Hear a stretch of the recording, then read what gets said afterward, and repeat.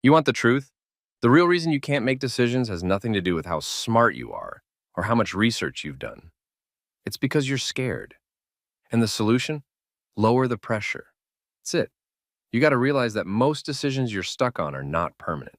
You can change your mind. You can adjust. But your brain doesn't know that because we've trained it to treat every single choice like it's the final boss. I've lived this. Like when I was thinking about quitting something safe to start a new path. I sat with that decision for weeks. I wasn't eating right. I was waking up with anxiety. I talked to everyone, friends, family, random YouTube videos, hoping someone would tell me what to do. But no matter what, I couldn't decide.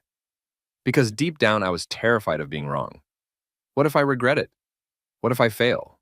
What if it's worse than where I am now? Most people never realize this, but indecision is just fear in disguise. It shows up looking like I need more time or I'm just being careful, but really, it's fear of regret, fear of losing control, fear of making a mistake. And this fear isn't just for big decisions like quitting your job or moving cities. I used to waste 25 minutes just picking something to eat. No joke. I'd scroll on DoorDash like it was life or death. And what's crazy is it felt the same. That tension, that hesitation. Whether it was dinner or my future, I was stuck in the same loop. But here's the part they don't want you to know. Indecision is a habit. And like any habit, the more you do it, the stronger it gets. Every time you pause, hesitate, overthink, you're reinforcing the belief that you can't trust yourself. That's the real problem. It's not the decision, it's your relationship with decisions. That's where we're going to break the cycle. Let me tell you about the time I got stuck for almost 2 months deciding if I should move to a new city. Every single day I'd wake up with that question sitting on my chest like a weight. Should I move? I made pros and cons lists. I journaled. I walked for hours just thinking about it. I asked friends, strangers, even flipped a coin, but deep down I still didn't feel ready. I thought if I waited long enough, the right answer would hit me. Spoiler, it didn't. One day I just got sick of feeling stuck. So I made the call. I packed my things and left. That moment didn't feel magical. It didn't feel like clarity. It felt like chaos.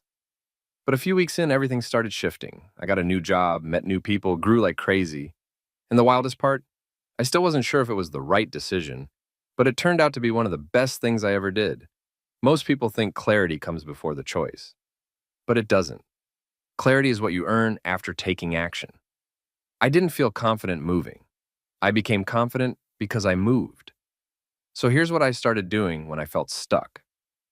I asked, what's the smallest version of this decision I can try? I tested things instead of committing 100%. I gave myself permission to get it wrong, because that's the part no one talks about. You can get it wrong and still grow, still win, still become the person you're meant to be. I've made so many wrong choices that still moved me forward. Stay with me, because in the next part, I'll show you how my entire mindset changed once I stopped trying to be perfect and started deciding faster, even when I wasn't sure. So what changed when I stopped trying to be perfect and started deciding faster? Everything. I felt lighter, I slept better. My confidence shot up. But not because I always got it right, because I learned I could survive getting it wrong. And that's something school, parents, or the internet rarely teach us. You're not supposed to have it all figured out. You're not supposed to feel 100% ready. In fact, most of the best decisions I ever made started with doubt. What helped me was this one rule. If I'm stuck, I move toward action, not because I know it's right, but because moving teaches me more than standing still ever will. I used to delay small things too. Should I post this video or not? Should I say yes to this invite? Should I speak up? And every time I hesitated, I fed this idea that I couldn't trust myself.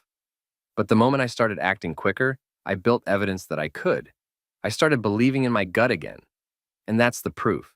Before, indecisive, stuck in mental loops, exhausted from trying to get everything perfect. After, decisive, flexible, and weirdly peaceful, even when things go wrong. So if you're stuck right now, remember, most decisions are reversible. Staying stuck is riskier than making the wrong call.